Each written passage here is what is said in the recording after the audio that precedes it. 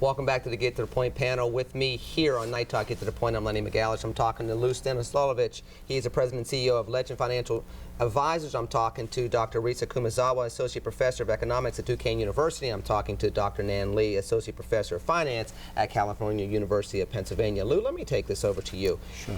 No one's talking about the national debt anymore. And in the shadows of what happened in Greece, the situation where are they going to still be in the European Union and the euro and everything else along those lines, then we're not talking about the high debt ratio that China has to their GDP, and we're seeing what happened there.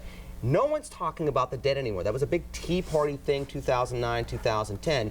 And then as we talk recovery, it's not the type of recovery we used to have. I mentioned in my starting point that in a 12-month period of time, 2005 going into 2006, we had over 300,000 jobs added 4 times in 12 months. Now we've done it 4 times in 5 years, and that's supposed to be a big deal. At some point in time, are we missing the boat on maybe something like the national debt or spending or anything else along those lines that's keeping these numbers at mediocrity versus allowing the everyday American to finally break through? Yeah, there's no question the debt has, and what you have to understand is there is monetary policy, which the Federal Reserve and the Treasury and the Presidency in 2008 implemented. We really kicked in 2009, yep. or spring in 2009. And what occurred was they needed to somehow stop the problems because it was going to go into a depression. Okay, we were only in, and barely so, in what's called a severe recession, which means GDP, or gross domestic product, shrinks by 5%. Okay, and we were at 5.1. That's all it was.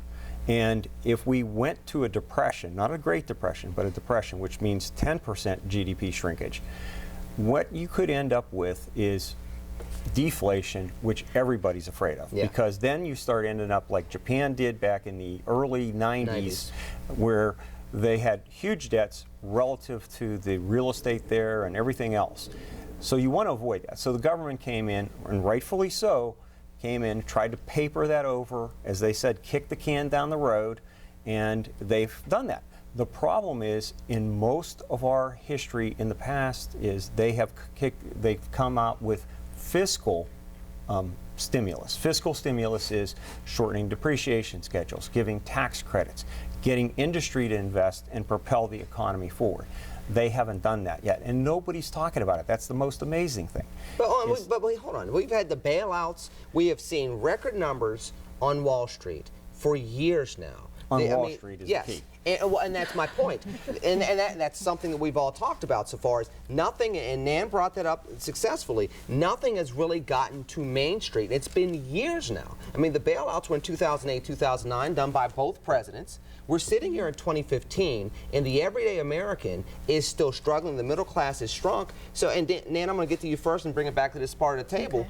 What's going to prompt people to do what you and Lou and Risa have said, which is basically get more businesses involved, get those small businesses involved, and get the American people back into the economy versus just a couple of bigwigs on high dictating down the terms of Wall Street and the terms of what their record profits are going to be?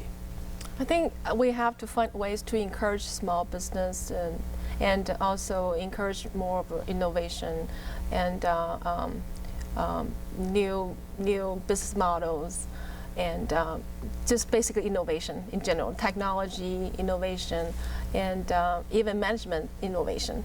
So we need to encourage the people to pour their effort and time in it by maybe providing them with additional grants or additional investment, like venture capital types of, but maybe government supported type of venture capital.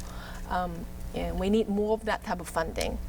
And from one of my classes I taught, I just realized that venture capital actually has been shrinked than before. So the investment done by venture capitalists actually has been declining, and business angels, so-called, are actually rising up to actually invest smaller amount, but in a bigger scope of the companies.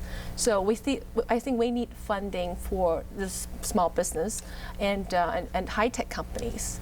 And also like for taxation sake, we should give them some tax credit for maybe technology breakthrough or just for small business for hiring new people. So that's something we should do.